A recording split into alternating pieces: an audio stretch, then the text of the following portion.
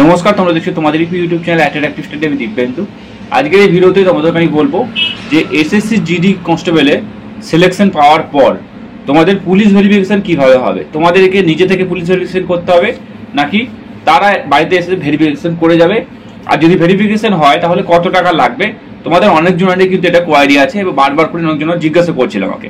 তো আমি ভাবলাম যে এটার উপর একটা ভিডিও বানিয়ে দিই যাতে সবারই হেল্প হবে। যারা জানো তারাও একবার দেখে নাও, আর যারা জানো না তারাও একবার দেখে নাও। কারণ আমি এই প্রসেসের মধ্যে দিয়ে এসেছি, সেই জন্য আমি তোমাদেরকে বলছি। আর কিছু পরামর্শ দেবো যেটা ব্যবহার করলে তোমাদের টাকা পয়সাটা বেঁচে যেতে পারবে। তো ভিডিও শুরুকে ছোট্ট একটা রিকোয়েস্ট করছি, যারা এখনো পর্যন্ত আমাদের চ্যানেলটিকে সাবস্ক্রাইব করেনি অবশ্যই চ্যানেলটিকে সাবস্ক্রাইব করে পাশে থাকা বেল আইকনটিকে প্রেস করে যুক্ত হয়ে থাকতে পারো পরবর্তী আপডেট পাওয়ার জন্য। তো অ্যাট ফার্স্ট মনে করো তোমরা এসএসসি জিডি কনস্টেবলে ফাইনাল সিলেকশন পেয়ে গেছো। কেউ সিআরপিএফ পেয়েছো, কেউ বিএসএফ পেয়েছো, কেউ আইটিবি পেয়েছো, কেউ আসাম রাইফেল পেয়েছো। এবার তোমাদের তো পুলিশ ভেরিফিকেশন হবে, অর্থাৎ যেরকম তোমাদের মেডিকেলের সময় ডকুমেন্ট ভেরিফিকেশন হয়েছিল সেই রকমই তোমাদের একটা ভেরিফিকেশন কিন্তু হবে পুলিশের তরফ থেকে। এবার আমরা যে কথাটা বলি পুলিশ ভেরিফিকেশন, এই ভেরিফিকেশনটা অ্যাকচুয়ালি পুলিশ ভেরিফিকেশন নয়, এটা অ্যাকচুয়ালি ডিআইবি ভেরিফিকেশন, অর্থাৎ DIB director of intelligence bureau যাকে বলে, সেই তার তরফ থেকে ভেরিফিকেশনটা হয়।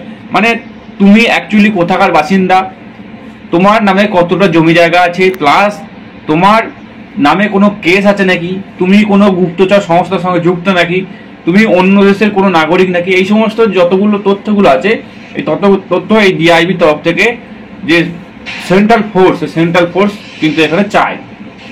এবার এই যে ডিআইবি ভেরিফিকেশন বা পুলিশ ভেরিফিকেশন, এই ভেরিফিকেশনটা কখন হবে? যখন তোমরা ট্রেনিংয়ে থাকবে, অর্থাৎ তোমরা যখন ট্রেনিং চলাকালীন তখন তোমাদের এই ডিআইবির তরফ থেকে বা পুলিশের তরফ থেকে তোমাদের এখানে কিন্তু ভেরিফিকেশন করানো হবে। প্রথমত তুমি যে ফোর্সে থাকবে, অর্থাৎ মনে করো তুমি বিএসএফে আছো, তো বিএসএফ এর তরফ থেকে এদেরকে লোকাল পুলিশ স্টেশনকে বা ডিআইবি অফিসে তোমার ডকুমেন্ট সমস্ত কিছু পাঠিয়ে দেওয়া হবে। পাঠানোর পর সেখানে বলবে এই ক্যান্ডিডেটের ভেরিফিকেশনটা করানোর জন্য। এবার এই যে ক্যান্ডিডেট, অর্থাৎ মনে করো তোমার ভেরিফিকেশন কীভাবে হবে, প্রথমত ভেরিফিকেশন করার জন্য তোমাদের পুলিশ স্টেশন থেকে একজন কনস্টেবলকে পাঠানো হবে, বা তোমাকে ফোনও করতে পারে যে এরকম তোমার ভেরিফিকেশন আছে, এত তারিখে তোমার বাবাকে ডকুমেন্ট নিয়ে আসতে বলবে ডিআইবি অফিসে। তো এরকমভাবে ভেরিফিকেশন হতে পারে। এক হচ্ছে ফোন করে রাখতে পারে, আর এক হচ্ছে কোনো কনস্টেবল গিয়ে ভেরিফিকেশন করে আসতে পারে। এটা হচ্ছে মেন। এবার তোমাদের যে ভেরিফিকেশন হবে, এই ভেরিফিকেশনের জন্য কী কী ডকুমেন্ট রাখা দরকার বা তোমাদের কী করণীয়।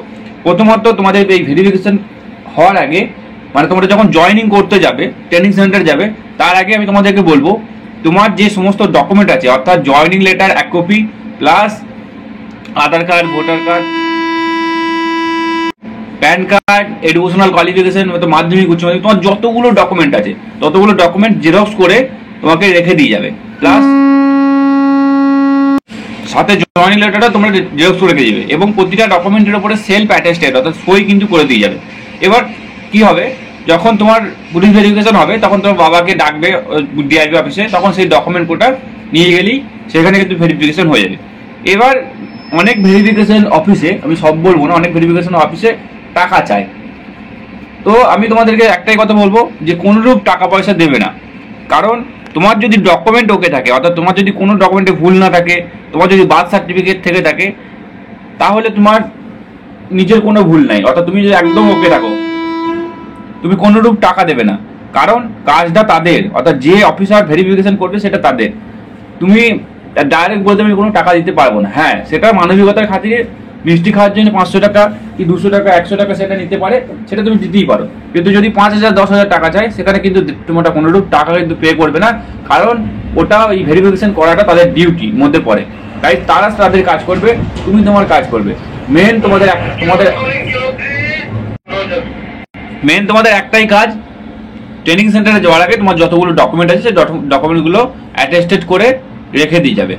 আর কিছু তুমি করতে হবে না, অটোমেটিক পুলিশ ভেরিফিকেশন হয়ে যাবে। তো আশা করি সমস্ত কিছু তোমাদেরকে বোঝাতে পারলাম। ভিডিও যদি ভালো লাগে ভিডিওটা অবশ্যই লাইক করবে, আর এরকম হেল্পফুল ভিডিও পেতে এবং সরকারি আপডেট পেতে তোমরা আমাদের চ্যানেলটিকে সাবস্ক্রাইব করে পাশে থাকা বেল আইকনটি প্রেস করে যুক্ত থাকতে পারো পরবর্তী আপডেট পাওয়ার জন্য।